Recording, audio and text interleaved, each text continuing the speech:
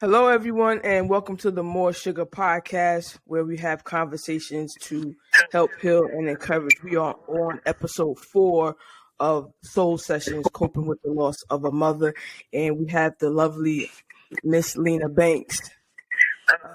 Groundhog's Day. Me and Lena had a bit of a technical. I had technical difficulties yesterday, and she was gracious enough to come back and do it again.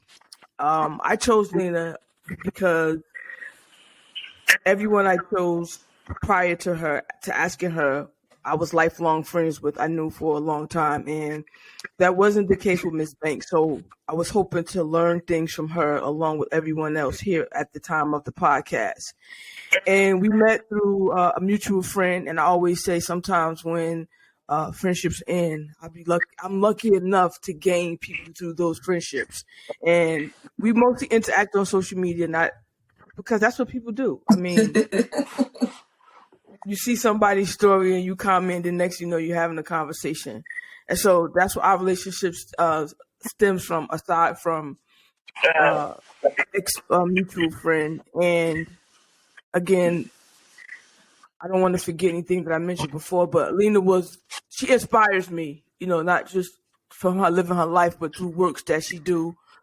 And she was one of the first people that I sent my book because I wanted her opinion on writing aspects of it. And I never told her why I sent it to her. I just sent it to her. I was like, read this. But I wanted people's opinion that didn't know me, because everybody knows you and loves you, tell you what you wanted to hear. But I wanted her opinion on, honestly, because she didn't know me. So we're going to speak about Lena's mom and how she copes with grief. So, hi, everyone. Thanks for joining us on this lovely Sunday. Yeah, man, me and Amanda, we have gone back now. It's been years at this point. Started off just like she said, social media, and she wanted to get into blogging at first, and then it just blossomed to this author and just wonderful woman that she is. So I know she just be sitting back like, what? You come from this and then on to that. Like, yeah, it really works like that. And I really just appreciate you for having me here and going over this session and discussing the journey that it is. So tell us about your mom. Yeah, let me tell you about that rambunctious woman. She was a great woman. If you liked her and you loved her. And if you didn't, then you literally would just hate her and not want to deal. And she did not care at the end of the day. Yeah, so her passing was sudden. People lose people every day, and sometimes they get a chance to prepare for it, even though you can never really prepare for the passing of a person. But it was very sudden for me because I was there. I had just saw her, and I don't live in New Jersey, so I was clearly visiting. I just saw her and left her, just excited because I knew I had some news to share with her. And I was like, Mom, when I come back, like I'll be back, and I just gotta share some stuff with you. I gotta tell you a few things. I was pretty excited. Went on a trip to Philly, and I was in the Michelinette store, and I came across a vintage Lawrence Taylor jersey. And my mom, we're Giants fans, and so I've been this all my life. Shut your mouth. I've been this all my life, and I, just wanted to get her this jersey. So I was like, man, let me text her and ask her what her size is, see if they got it here. So I text her, and she didn't respond, which was not unusual, but I was asking about Lawrence Taylor, so I figured she would give me a quicker response, So she didn't respond. So I got back to my room, and then I'm like, well, damn, it's been, a minute now. I done went shopping and everything, and she's still there. I went shopping. I went to an event, and she still didn't respond. Now it's nighttime. So I'm like, let me just maybe text her wife. So I text her wife, and I'm like, hey, I'm just like, Mom didn't answer her phone, like didn't answer it, and I had called her, so didn't answer the call, didn't answer the text message. Like, what? Why didn't she answer? I just wanted to know where her size was. I'm on, telling the story. I seen the jersey, and she texts me back like, I don't know what's going on, but your mother has not been responsive. Right. She's not responding. And I'm like, y'all are in the same house. What do you mean she's not responding? Like, of course she's not responding to my text, but I'm asking you, like, why isn't she responding? And then she texted me back. She said, no, like we went to sleep and she is not responding instantly. I'm like, call the phone. Like, what do you mean she's not responding? Like, what do you mean she's not responding? I need description, detail. Like, Right. you call 911 when you realize she's not responsive. And she's like, I called them. So I'm like, well, put the phone so I can hear what's happening. Right. They have droids, so it wasn't like I can see. So I was like, you got judgment. So, Come on, your judgment. So I was like, put the phone so I can hear what's happening. Like, if she's breathing, yeah, she's breathing. Well, put the phone closer so I can hear it. And it was just like heavy, like snoring. And I was like, no, hurry up. You need to hurry up and call 911. I called my nephews. I said, go to the house because Bit is there by herself. She's there by herself. You need to go to the house. Right. Somebody be with her when the ambulance do get there. And I hopped on the highway back to New Jersey, and of course in shambles, because I'm like, oh my God, something is happening. What it is, I don't know. I don't know the seriousness of it.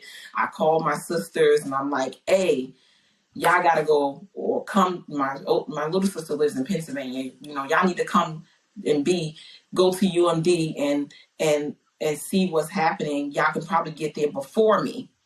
But were you on that drive to Philly by yourself, to New Jersey by yourself? No. I was by myself. So I was with my friend and we were just driving. So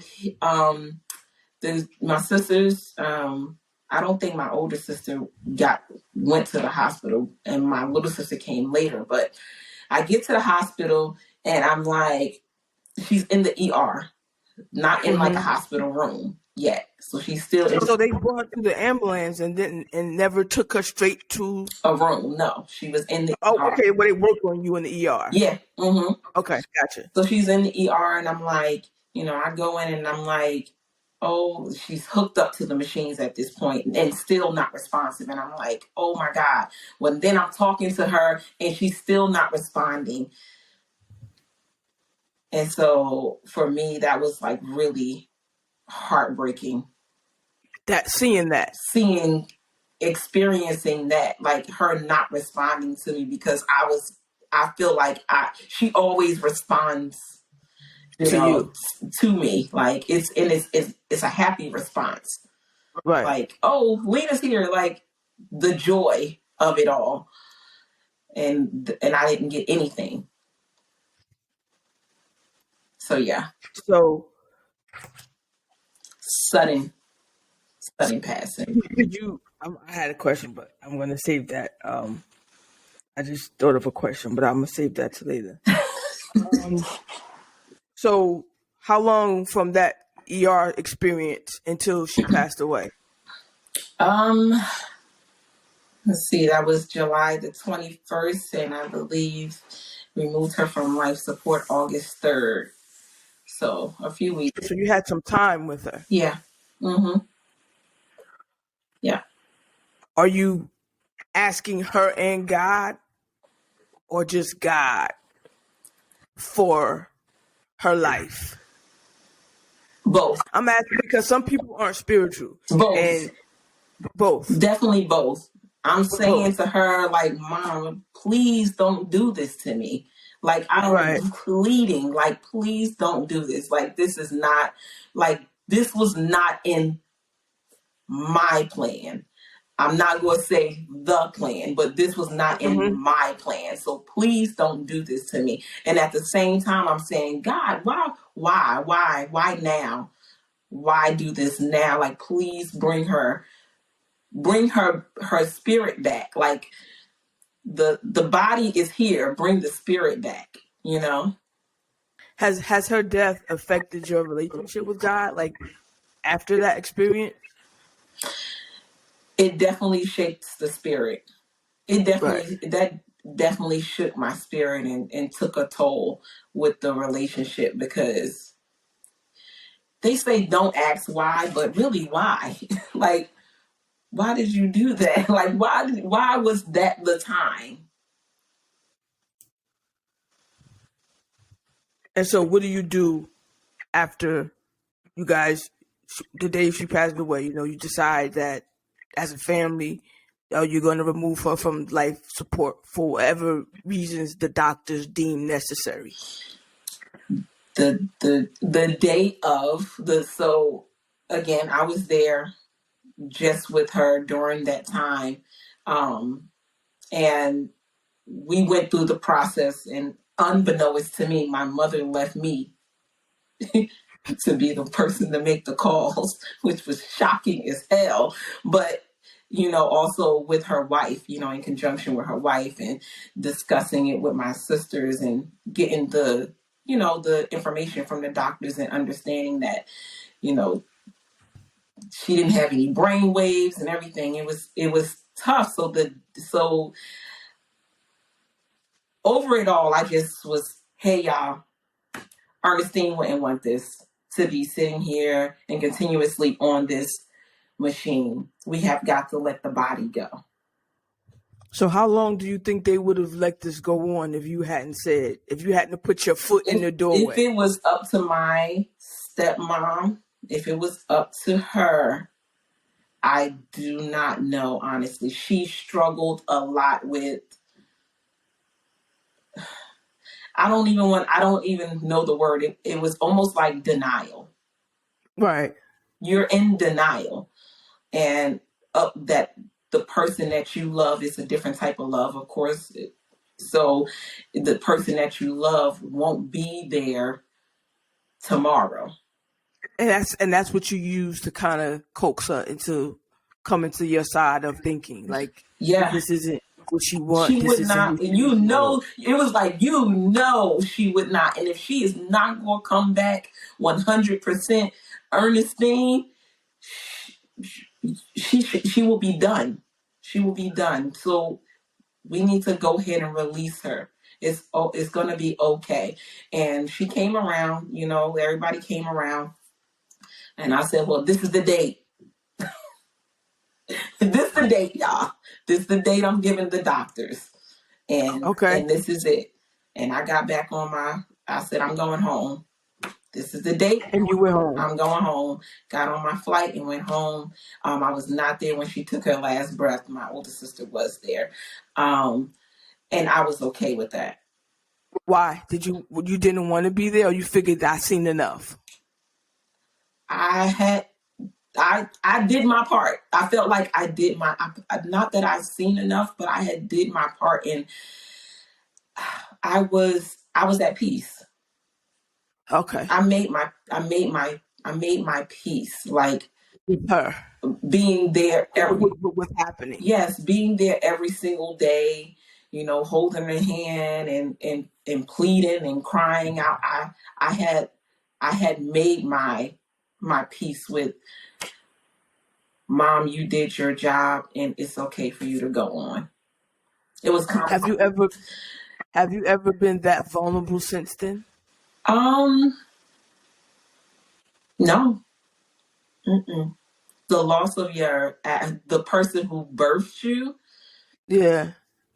is a different type of loss. I'm an orphan adult. That's what I'm an orphan adult. My Uncle Jeffrey said he's a motherless child. Yeah. He could get on the old Negro spiritual and sing the song for you. I'm like, come on. Yes, it's like I'm an orphan child. Like, I had lost my father. I've lost my real blood father. I've lost my stepfather. So I know the loss of a parent, but woo, my mother really just.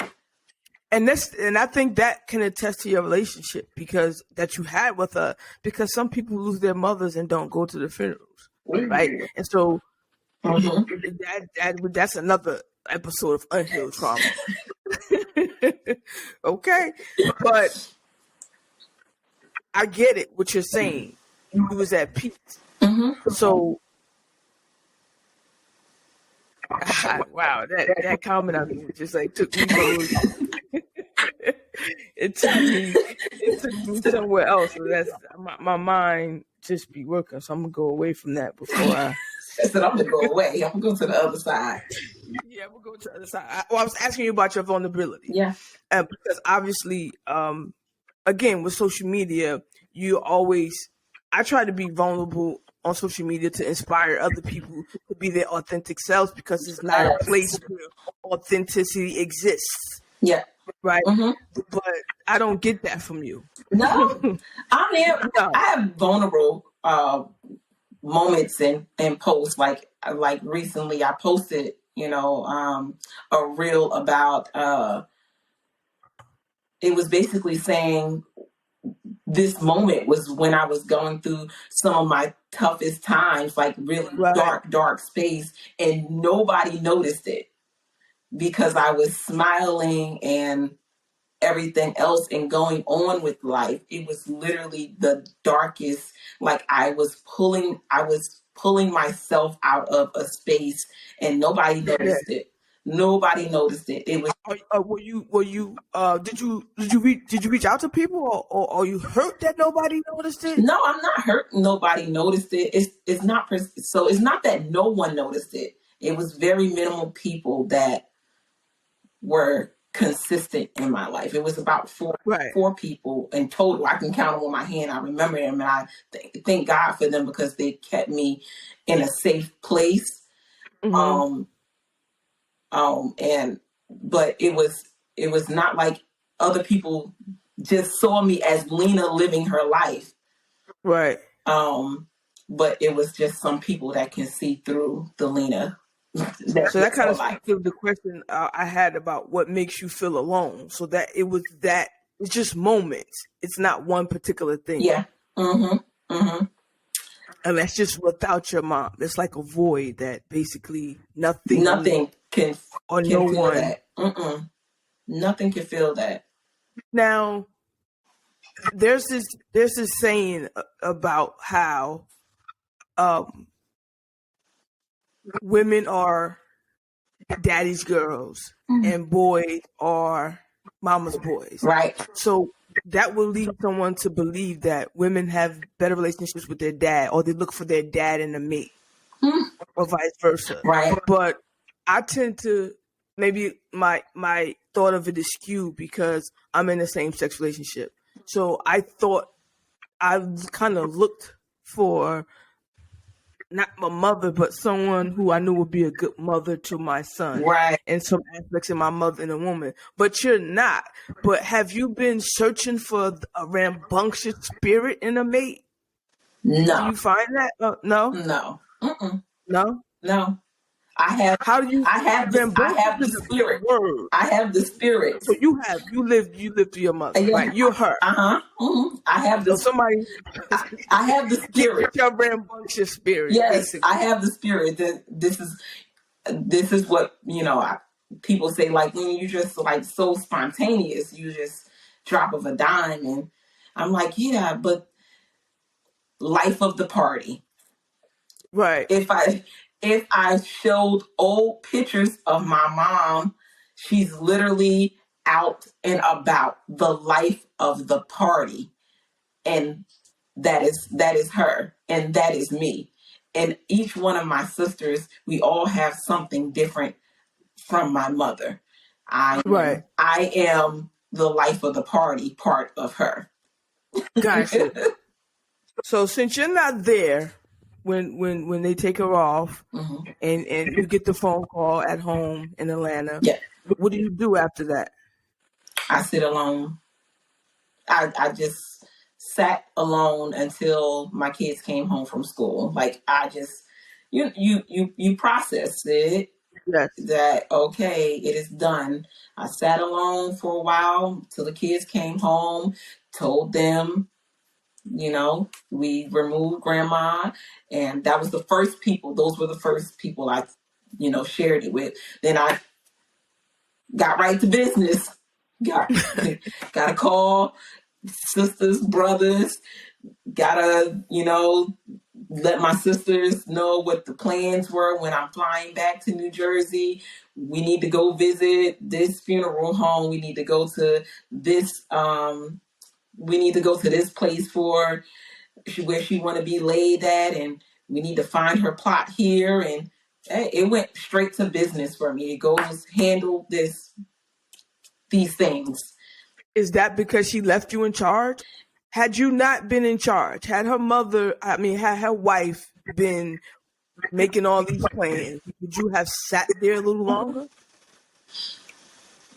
Probably. Yeah. Probably, yeah. Because there would be nothing for me to do. There would have been nothing for me to do. See, that's what that's about. People like us having to do shit trumps our grief. Yeah. So we don't have time for grief. I had no time. I didn't have no time until October. Now, this is months later. October was the time when I was like, oh my God. And I went to my mom's gravesite every day. I went every day. While you was in New Jersey? While I was in New Jersey. I went every day. But it was in October when it really, really hit me. Like, is that her birthday around that time? No, her birthday's in February, which is coming. She's a Pisces? Huh? Is she a Pisces? No, she's an Aquarius. Oh, okay. So she coming up. Yeah, the day after Valentine's Day. So in October we were at ShopRite. So random. And they're shopping on 22. Typically they do not play this type of music. So I was really shocked. So I'm, food shopping, and I just stopped. And I'm like, this song cannot be playing right now. This cannot be playing right now. They was playing Gangsta Lean, and my mom loved that song. She would blast it and then play it over again. She loved to play certain things on repeat. So sometimes when stuff come on, I'll be like, oh Lord. Oh Lord, it's MC Hammer pumps in the bump. But it's like it's Deion Sanders, must be the money. Oh Lord. She was with it, huh? Yeah, she was the life of the party. She was the life of the party. I tell you, no lie.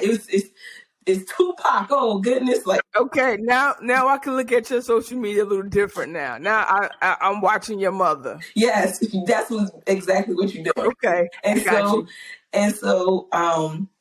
the song came on, and I was like holding it in. Went up, checked out, got in the car, and completely exploded. My kids down the wall was shocked because they didn't get a chance to see me grieve. I didn't cry at the funeral. How old are they at this time? Ooh. I can't remember how old they were at that time. This was 5 years ago. So got it. Lily was 15, I'm assuming. 14 or 15. Mm-hmm. Yeah. So 5 years ago.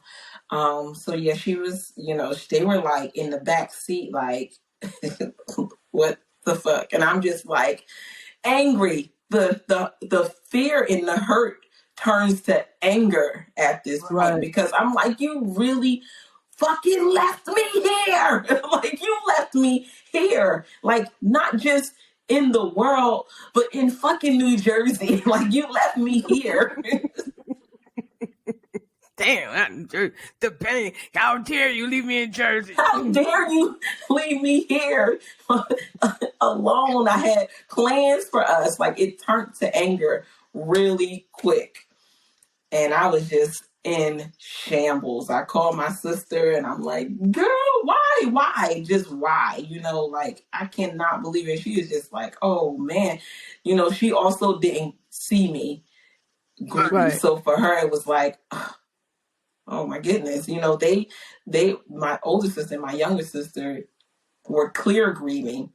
And I was just like, I don't know if I was shocked or, just could not believe it. But yeah, October was it for me. That day was like, oh man, just hearing that song took me out. So, aside from her physical presence, Mm-hmm. what has her death taken away from you? My plans, Your plans. my plans for her. Like, I legit had plans. It was like I said, the day before I went to Philly, it was like, oh man, when I come back, I got news for you. Like, and Right. I just planned on doing the things with her that she always said she wanted to do. So Mm-hmm. when she says, when she would see me out and about and traveling and just doing stuff, period, I would have liked to do that. I could go there, I could make it to this place. And it was like, okay, she can possibly make it to that place, but I can't afford to take her these Right. times back when she was asking me. Now I was in such a good space and position. I can do things, I can take her places. I can do things for her. I can fit her in my budget. She won't have to ask nobody for no money and feel any type of way about it. And those plans were gone now. So that was Well, it for me. does so going back to New Jersey to visit, Mm-hmm. her wife still lives there? Yes. I still walk into the same museum is what I like to call it, because everything's still in the same place and it all looks the same. So, I was about to ask, does that give you comfort, anxiety, sadness? so for a few years, it was very hard. I want to say at least Right. the first 2 years, it was very hard to go back, you know, in there and just be there and not see her come around the corner, not see her answer the door, not hear her voice. It was very hard. It was very hard and heavy. um there have been times that I've gone there again for the holiday, or I've gone there and it just so happened to be around her birthday, and it's heavy as hell. It's just heavy. It's like, oh man. I think one year I actually woke up there in the house on her birthday, and it was just Mm, like, just crying. I was good the day before, but then the day of, I was just in shambles. I woke up crying. And it's a different type of thing when you wake up crying. Like, who wakes up yeah, in there crying? I was like, that means it was on your spirit yeah, I before was you went. physically crying, like, oh my God. Like, but then I think, I can't remember what happened, but I think Tupac came on or something, and it was like, all right, that's the fuck enough. And I was like, No, you the G. yeah. I remember um the first time I went to my brother's house after he passed away. It was I went a lot up until there was a week after he passed until I was making a reservation. I kind of like hung out there a couple of days, but then when I went back afterwards and when I left, I didn't stay long. I was, I didn't make it around the corner. I had to pull the car over and throw up. Mm, mm. And it is heavy It's heavy. It's heavy as hell. because there's a spirit. I don't know if, and there was a comedian that I always refer to that when Def Comedy Jam was out, and he was like, you go to people's house and they have roaches and everybody pretends it's nothing happening, and you like, doesn't anybody else see the roaches on this wall? And that's how I'm feeling. Like, doesn't anybody else feel? That's how I was with grief. It made me angry because it seems like people go on about their life, and sometimes you feel stuck, Yeah. and you want to your soul is screaming like, doesn't anybody else feel this pain that I'm feeling? Yeah. Mm-hmm. Motherfucker, is going on about your life and I'm dying inside. Mm-hmm. So I think that to wake up crying, it means that your soul wasn't at ease when you went to sleep. Right. Yeah. So that's a lot of angst. Does she plan on staying there? Like, that's just she staying. I don't know. I think we all the kids, have said our piece, and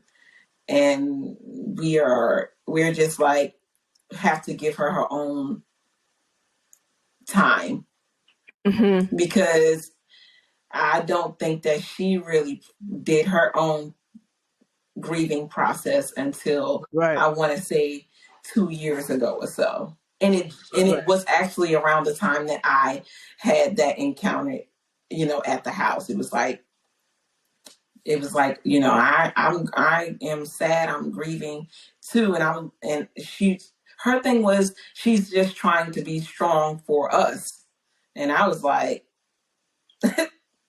we don't need you to be strong for us. We don't need you to be strong for us. We didn't need you to be strong for us. You go ahead. Everybody's having their own grieving process. Right. So everybody's going to have their fallout moment, slide down the wall moment. Yeah. Do you wish God didn't trust you so much, or you got this, or both? Both. Definitely both. I got it. But God, please don't make me one of your strongest people this year. I don't feel like That's a mean one, right? get somebody else to do it. Get somebody else to do it, man. Please. Oh God. What scared you the most about when she died, and what did you do with that fear? Well, what scared me the most? Not having her here in the physical. Mm-hmm. Maybe not knowing what next. Mm-hmm. Because you always had a plan. Yeah, like not knowing, well, what now? Like,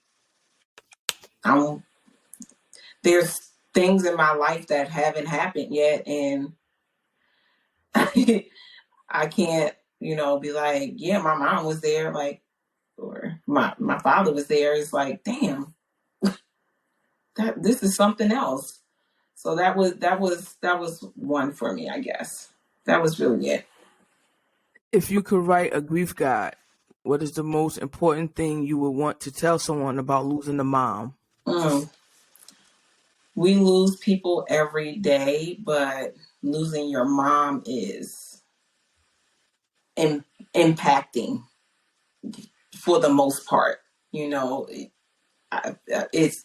can impact you a little bit, or it can impact you a lot. Like you said, some people don't even go to the mom's funeral, but it has some type. That doesn't mean that it didn't impact them. Yes, it has some type of impact. I would say you're losing a major part of you, and take your time and process it. And the process might be repetitive. I'm not saying that it's a roller coaster. This grief thing do not go away. You know how people say, "Oh, it'll get better over time," and I can't stand when people say it. It does not get better over time. Like, it don't get better over time. We just learn how to navigate life without the person. It don't get better. It don't get better over time. So just trust yourself and take the time to process it. And also, I want to say that if your parents are still living, please make sure they have insurance policies. That's okay. That's another conversation, right? the fish fries and everything else, guys. And the GoFundMe's. And the GoFundMe's, please, y'all, just Get the insurance policy. Because you're going to pay one way or another. So you might as well pay for, even if you have to get a policy on them yourself. Yes. Even if you have to get it yourself, like, I think that's something that we don't talk about. Like, it's a taboo subject for us Right. Black people. But Mm-hmm.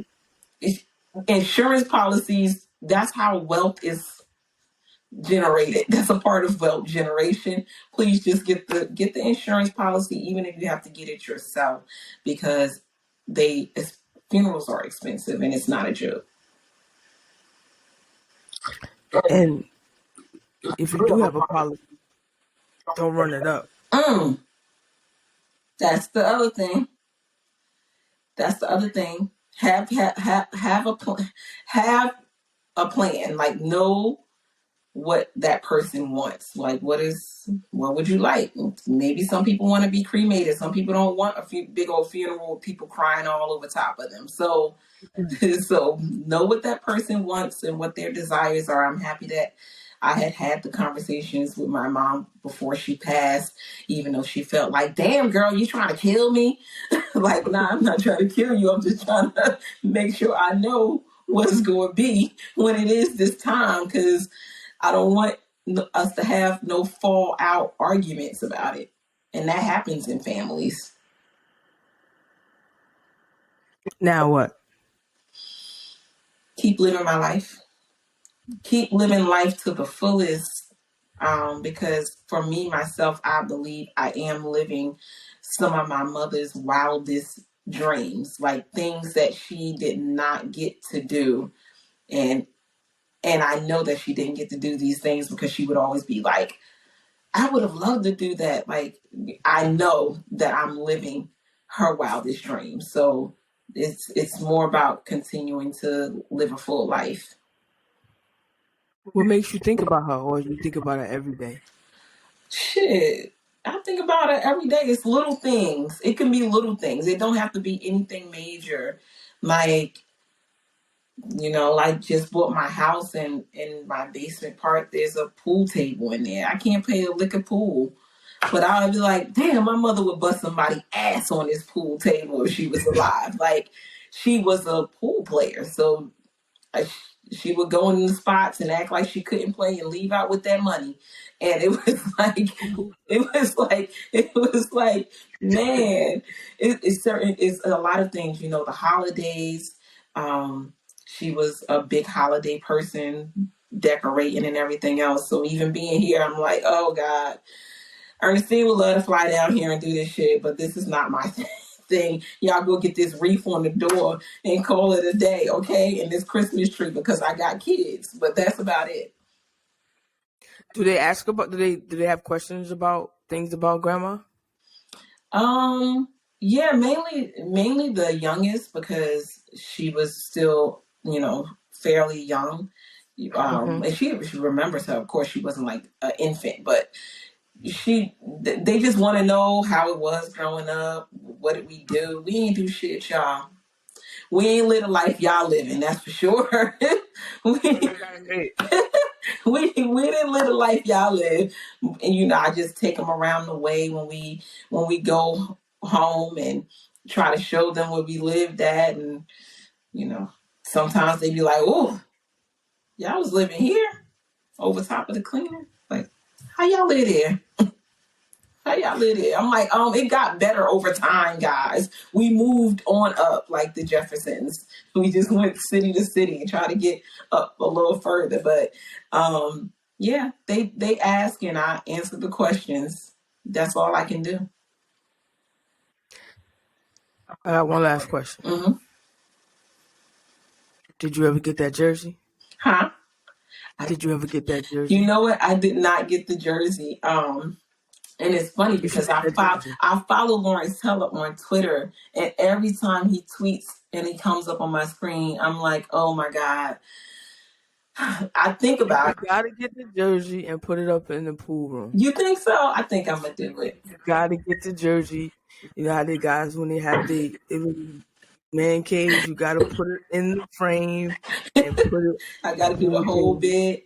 I would and learn how. It's not necessarily like a shrine, but it's just it's like that was the last thing that you was gonna do for her. right. That was it. I would really like if I could get it autographed. So I'm gonna just speak it into the atmosphere. Speaking into it, you gotta get it and you gotta put it over the pool table. And even if you can't play pool, even if you just go down there and just be like, I got this motherfucking jersey. I got this damn jersey.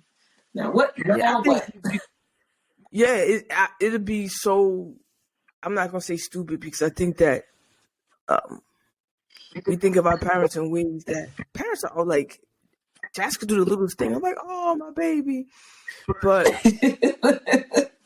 and then sometimes some things I do, I'm like, my mom or my grandmother would not approve of what I just did.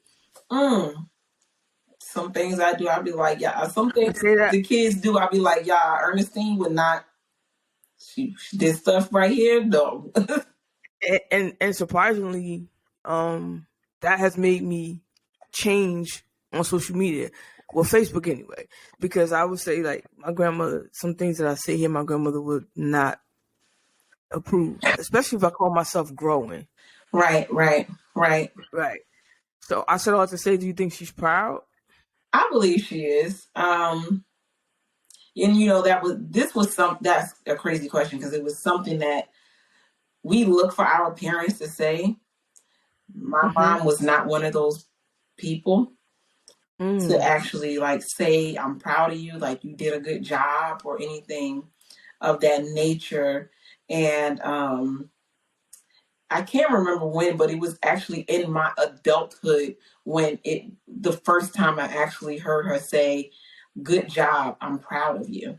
Like it was in my adulthood. I never heard my mother say those things before. She wasn't like an affectionate person, like hug you and, like we are to our kid. Like I am to my kids. Like I love on my kids. I'm a heavy lover on my kids type of person. And maybe that's because my mom was not a heavy lover on you. And so I'm that type of person to my kids. And so it's like, wow. That was the first time that I heard her say she was proud of me in my adulthood. Maybe it was after I got my master's degree. So, yeah. So who's gonna handle your arrangements? Which kid? Which kid? I really don't want to put that. Last time we talked about favorites, and I know parents don't have favorites. My sister swear I am the favorite. I promise you, I never felt like I was the favorite, but they swear I was. So that's another story. But yeah, that's another part. I don't want to have one of them do it. They're gonna do it together. They could do it together, but I also have a will. And I want them to follow it. Don't you go up on those stages or in front of no people and say, my mama would have liked it this way. No, I specifically am telling you, I want this. I don't need y'all to guess. It's not going to be a guessing game. It's going to be this, that. This is who you don't invite. Don't you let this person come into my up here crying and boo-hooing and they ain't fuck with me like that. Don't you?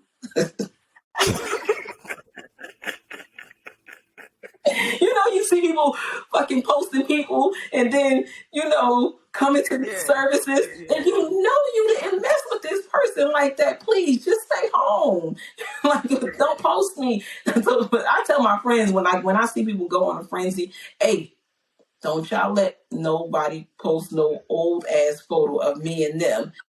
I say the same thing, or our old chat, or our text messages. Like, please, don't y'all let nobody do none of that stuff. Don't let nobody do none of that stuff.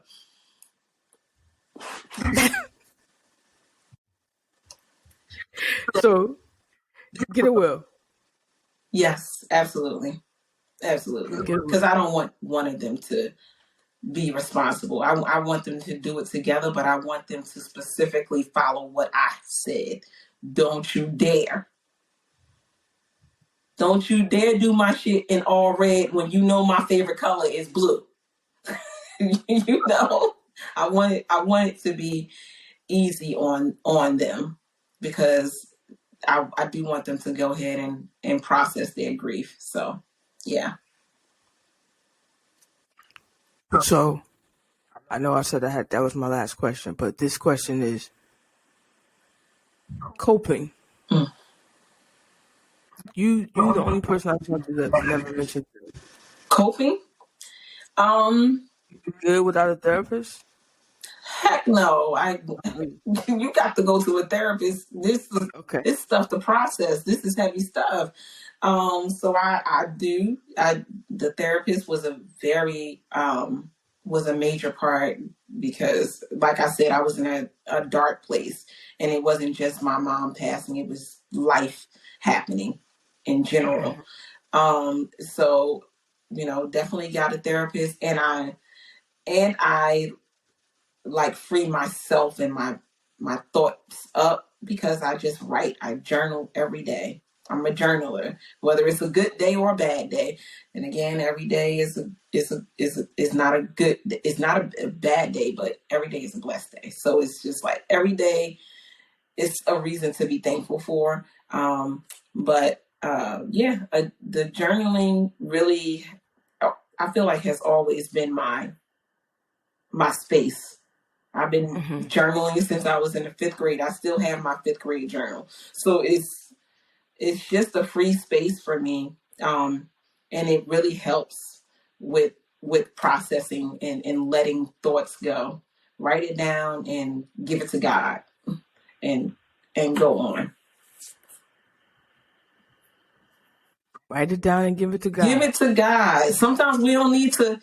Everything don't require a reaction or you to be angry about. Sometimes you just gotta write that shit down. And I gave it to God. I'm gonna let Him handle it. And whether I leave it in the journal, or if I take the page out of the journal and burn it in the fire, I have gotten rid of it, and all will be well. That takes amazing faith.